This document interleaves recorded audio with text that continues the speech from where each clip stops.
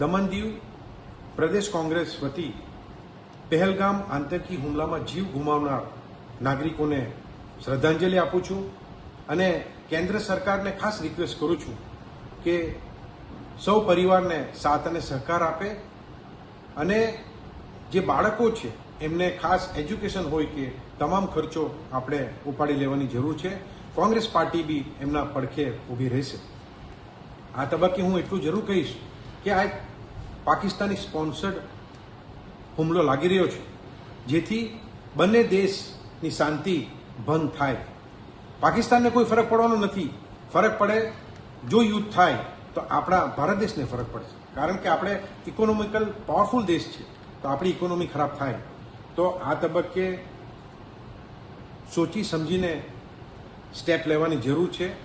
તો હું ભારત સરકારને બી એટલું જ રિક્વેસ્ટ કરીશ કે કોંગ્રેસ પાર્ટી તમારા પડખે ઊભી રહેશે.